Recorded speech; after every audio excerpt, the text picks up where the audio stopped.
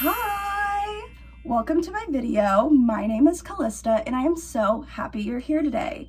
For today's video, I am a little scared, a little spooked, because today I will be discussing Taylor Swift. And I know, Swifties, please don't kill me, okay? I am one of you, okay? I am one of you.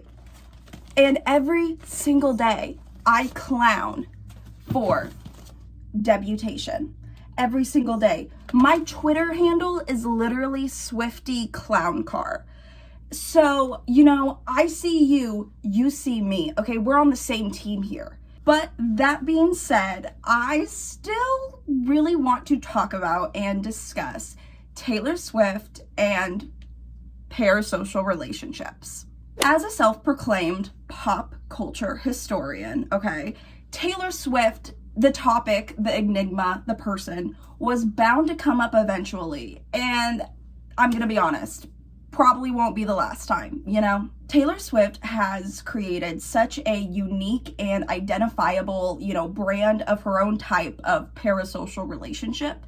And much of her success is due in part to this cultivation. So I think this is a topic that's very interesting to really dive in and see how she kind of amassed her cult following.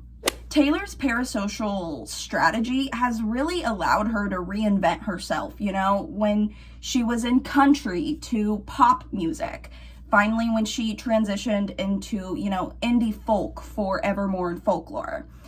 Her ability to adopt and reinvent without losing her core following base is due in part to the parasocial bonds that she has created with the mass following of fans, all being tied up in the emotional connections that she has built with other people as well. For today, let's sit down and yap and gab with one another about how Taylor Swift has crafted her own unique style of parasocial relationships and bonds that has shaped her career and now influences how other fans interact with celebrities in the modern age. So, unlike my previous videos, it seems a little bit reductive to give you a basic info section about, the topic at hand because, it's Taylor Swift. And I feel like if you clicked on this video, you already have enough information about Taylor Swift in your little old head to probably give your own lecture series about her to an accredited college class. So I'm going to save us all some time, and instead, let's look at and examine the term parasocial. Now, the word parasocial has been watered down to, be used as a lame insult on Stan Twitter nowadays. But there's much more meaning and depth behind the word other than the negative stereotypes that many fans persist with. The National Health Services define parasocial relationships as a one-sided relationship formed when one party extends their interest in time while the recipient doesn't know about them or their existence. Which, okay, kind of harsh, whoa. But when the term was first introduced in 1956, researchers Horton and Wall argued that it was the illusion of intimacy provided by the media. Now, keep in mind, this was the 50s, okay? I'm pretty sure colored TVs were just invented and Dorothy just went down the yellow brick road. So the media that they're describing is obviously a lot different than the media in present day.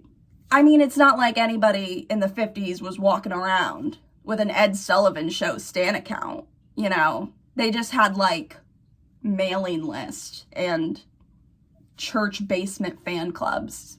While parasocial relationships definitely have negative implications and connotations, psychologists actually infer that having a parasocial relationship isn't necessarily a bad thing, but it's probably not the best thing either.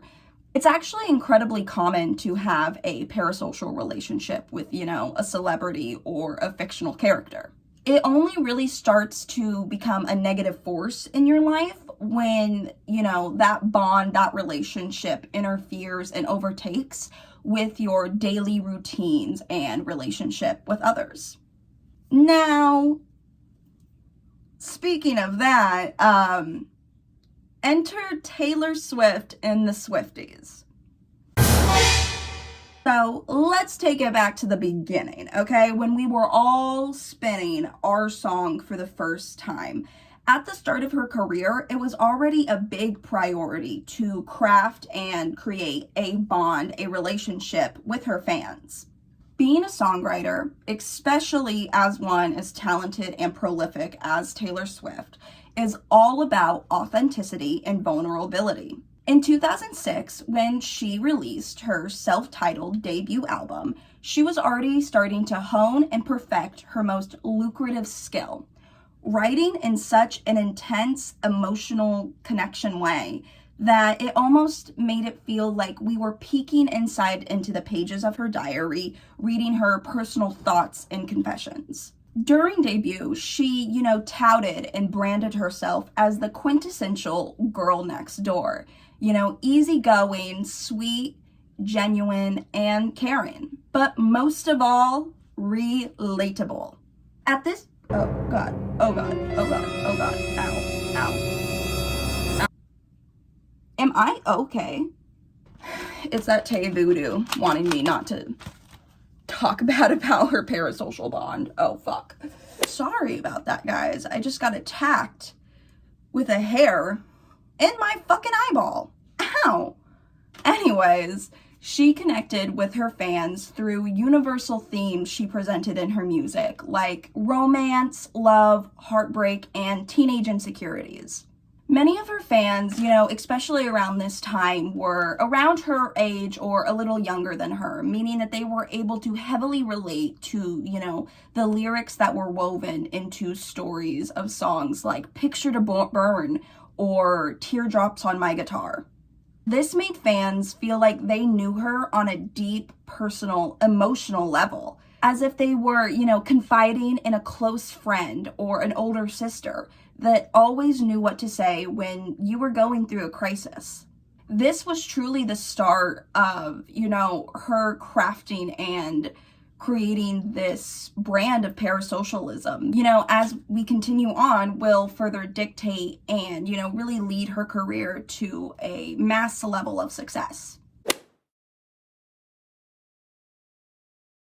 In the following years after debut, the social media conglomerate that we all know and we all love today was beginning to truly take form. And actually, Taylor Swift was at the forefront of this change, taking advantage of social media to advance her reach and career.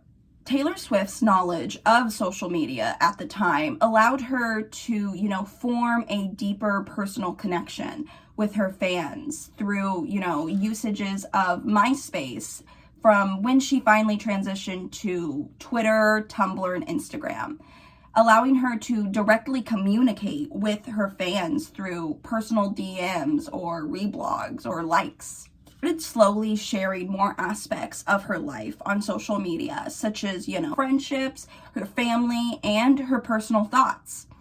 All of this came together to make Swifties feel like they were a part of her inner circle, her actual friend.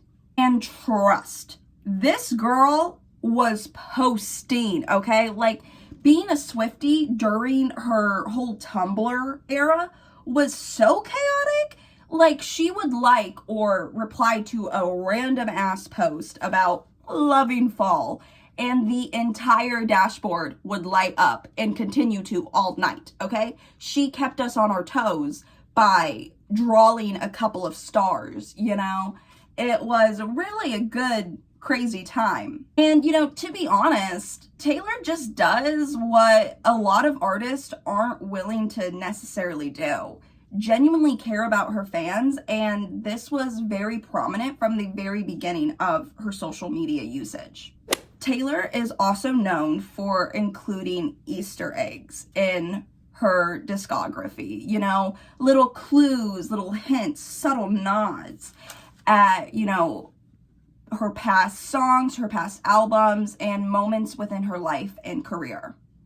And Swifties love a good puzzle. I'm pretty sure it was like, was it last year or a couple years, like 2 years ago, where she had this countdown on Google, I believe. And it was like 1 million puzzles, like literally like 1 million puzzles that Swifties had to solve. And I'm pretty sure we got that shit done in less than like 20 minutes. Literally 1 million puzzles, and they were biohackers, girl. It was crazy. And you know, this sense of Easter eggs, the sense of mystery, really fosters a community of, you know, sharing these secrets, debunking these mysteries, and fostering a sense of excitement for, you know, her newer releases. And, you know, it also encourages to have a deeper connection and a deeper bond with not only her, specifically with her music and the topics that she writes about. And yeah, okay, listen, do these Easter eggs, have they gotten a little bit out of hand in these couple of past years? Maybe they have. Are there some crack-ass theories out there about it? Yeah, there are. However, counterpoint, sometimes it's fun. But, you know, Easter eggs make it feel like you're part of a very exclusive group that's in the know. Obviously, deepening your interest and your bond with Taylor Swift as a whole. Speaking of exclusive groups, there's even subgroups within the broader Swiftie community that pride themselves on knowing Taylor more or knowing her better than what they deem regular Swifties. You know, and as mentioned before, this is because Taylor just goes really above and beyond in a way to engage with her fans directly. There have been numerous occasions where she has sent a fan that she's connected with online thoughtful letters, notes, and even gifts. Even back in the day at her old tours, you know, you could show up with just a regular admission ticket, but she would pick people out in the crowds of, specifically I'm thinking of like the Speak Now tour, and you were allowed to go backstage after the show, and you were able to have a very exclusive impromptu meet and greet with Taylor after the show.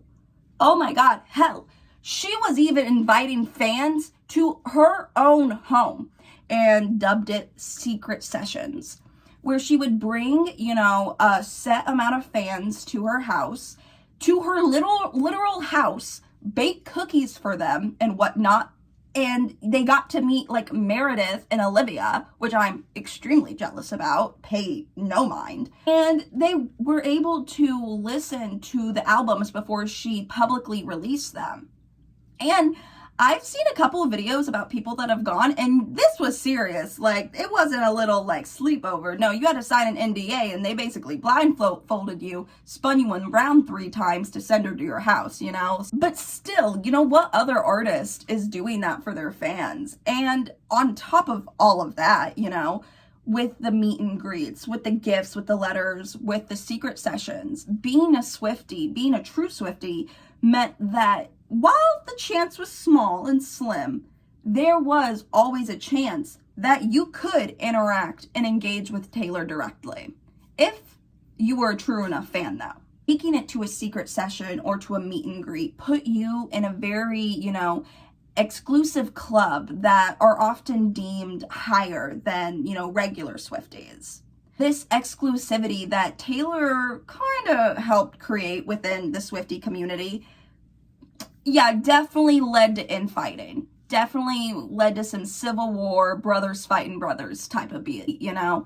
It gets chaotic sometimes, but regardless, it creates moments throughout, you know, her audience, throughout the Swifties, where they feel seen, heard, and appreciated for supporting Taylor all of this time. And not just as a mass group, not just as a mass audience, but on a deeper individual type of level. Which, and I know I've said this before, and I'm not trying to completely like glaze Taylor Swift right now, but I mean, not a lot of artists do that, especially nowadays.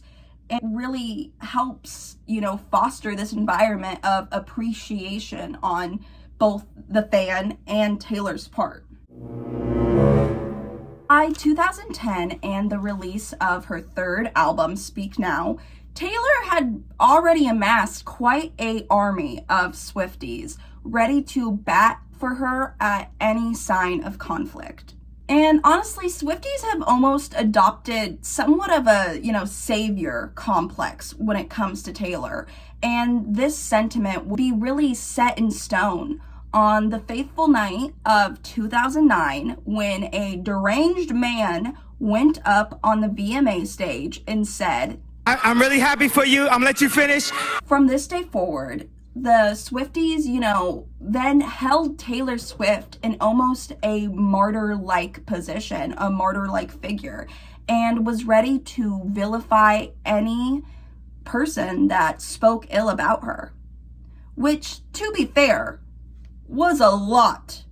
That was happening a lot back then. Taylor Swift, they could not get her name out of their mouths in the early 2010s. And I've actually seen a lot of, Swifties have this revisionist history about it where, ever since in 2006 when that curly hair little girl came out with a guitar, people have always loved her forever and always. But that just simply wasn't the case. I mean, let's keep in mind here, this was during the aughts, the 2010s, when, people were calling women doing just about anything that didn't align with the patriarchy. And, newsflash, she was a teenage girl writing about romance and breakups and had a few public-facing relationships. I mean, call her Abigail Williams, because, girl, that was the Salem witch trials. Big reputation, ooh, you and me. But instead of, murdering innocent women, they were just body shaming them and calling them sluts on the cover of People magazine. So with the myriad of criticism that Taylor Swift would receive throughout this time, it kind of made Swifties almost feel like her protector in a way, ready to become a fandom that could unite in a moment's notice to take down a presumed enemy of Taylor's. After the public fallout, between her, Kanye West, Kim Kardashian, and as well as her transition from country to pop, she became a lot more self-conscious about how the media interacted and engaged with her. She released Reputation in 2017. She entered into a new era where she was a lot more, I would say self-aware about it all and directly was communicating and talking to the critics. This all, really added to Swifties' bond with her, making them feel like they were there for her with her struggles and her vulnerabilities. And of course, this would all come to a head in 2019 when Taylor Swift got her first 6 albums kind of stolen from her, basically, from Scooter Braun. Taylor's constant toils with men in the industry created a stronger, more lasting effect within the Swiftie community. Taylor was now a victim and a martyr to the Swifties, making their bond with her even more apparent, as they were truly willing to fight with her for whatever reason. Old past Taylor, she was not the biggest fan of confrontation, but, in the new era of Reputation, she was willing to discuss and talk about these pretty traumatic events in her life in interviews and especially through her music. And, not only making them feel even more engaged and interested in her story, but extremely protective of her legacy now as well. And, in cases like Scooter Braun, Kanye West, where a public takedown, a public cancellation is, I would deem it appropriate. But, there's always 2 sides to every coin. Sometimes Swifties get a little bit too protective over Taylor and think that they need to, bat with everyone for her. When Taylor released Taylor's version of Speak Now back, what was that, 2023? She had to publicly come out and make a statement asking Swifties to not bully John Mayer when the album came out, because as we all know, Speak Now has Dear John on it. John Mayer's a piece of shit who dated like a 19-year-old when he was like 35. Not putting this album out so that you can go and like should feel the need to defend me on the internet against someone you think I might have written a song about 14 billion years ago. He should get a little, I don't know, punched. But she specifically asked Swifties to not go out of their way to bully him because, you know, this isn't what it was about. It was about re-releasing her albums and connecting with her legacy. Let's not make it about a man. Same thing when she re-released Red. A couple months after that, she again had to make a public statement. Hey, I know Jake Gyllenhaal's a jackass, but the past is the past. I'm done. I'm over it. And even then, that did not seem to stop Swifties. And, you know, these factions wouldn't really listen to her. They would continue to go to war to bat for her, even when she specifically asked them not to.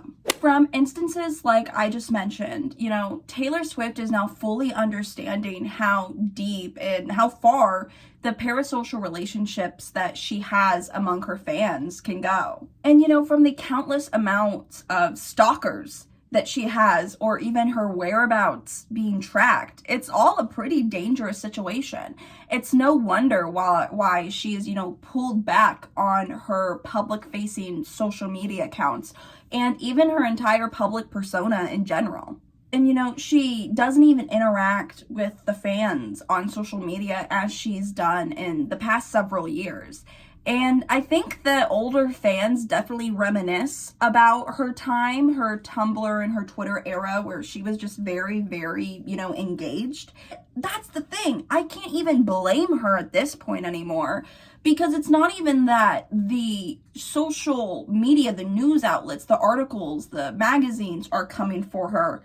It's her own kin. It's her own Swifties now. A lot of Swifties, and I might be in an echo chamber here, but a lot of Swifties are criticizing her just as the media did 10, 15 years ago. There's really not much of a difference. One of the biggest examples I can kind of, you know, think about when I think about Swifties turning their knives on her is back when she was messing around with Maddie Healy. Some stan accounts, some Swifties on Twitter came together to issue a formal open letter to Taylor Swift about the nature of her relationship with Maddie Healy and how it was damaging to her legacy, I guess, in an open letter titled Speak Up Now. And look, at the time, this was really weird and extremely out of pocket. Present day, look, the only thing I'll say is they kind of gagged with the title of it. Taylor has deemed herself, you know, a pathological people pleaser, and she has always seemed very hurt by the misinformation and the betrayals that the media has portrayed about her throughout the years. So I can only imagine what it feels like when it's your own damn family, it's your own damn blood, okay? It's the own Swifties. And, you know, I don't want to get too much of a lyrical analysis here, but I do think that's what the song from the Tortured Poets Department, But Daddy I Love Him, in the bridge of the song, But Daddy I Love Him, she specifically, I think, in my opinion, addresses the fans that kind of wrote this open letter to her, you know. She says, I don't cater to vipers dressed in empaths' clothing. And I think that she's finally starting to realize that maybe she kind of created something that isn't able to be controlled anymore. And, you know, I don't want to blame Taylor for this, but she has held herself in such a high standard to, you know, thanking the Swifties when they have gotten to bat for her in past years for the Kanye thing, the Scooter Braun thing. But even then, you know, she's actively fed into this involvement of the parasocial bond that the Swifties have with her. So many Swifties have such a sense, and I don't want to say so many. I don't mean to put people into boxes. And like I said, this might be an echo chamber. But a lot of Swifties that I've seen on Twitter, on Instagram, on social media platforms have such a sense of entitlement towards Taylor. And this could be seen as a, you know, level of protectiveness.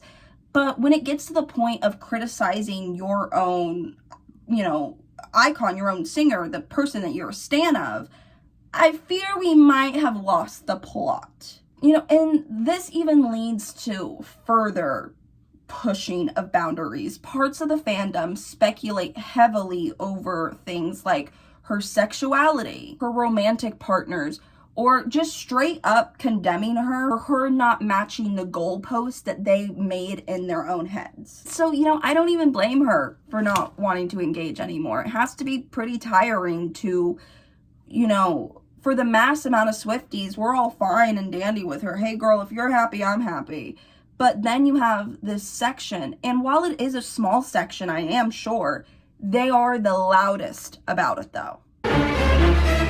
Taylor Swift's unique brand of parasocialism is a key factor and a key part in her, you know, successful career throughout the ages. She's created such an emotional connection with her fans that surpasses even the highest of admiration, but making them genuinely care and genuinely feel for her throughout her life and her legacy. Taylor's brand of parasocialism isn't the usual distance that celebrities have with their fan bases, but instead it thrives on intimacy, communication, and authenticity. Unfortunately, though, it seems like the Swifties may be the monster on the hill in Taylor's life. You know, listen, there's a reason that every time a person talks about Taylor Swift online in some way, they always have to preface it with, I love Taylor Swift, don't kill me, Swifties, I'm so scared of you. You know? And I did that too. I literally did this at the beginning of this damn video. Because, you know, Swifties are a formidable force. And yeah, do I love Taylor Swift? And that's a little reason why I said it. Yeah, I do. I mean, you saw my records.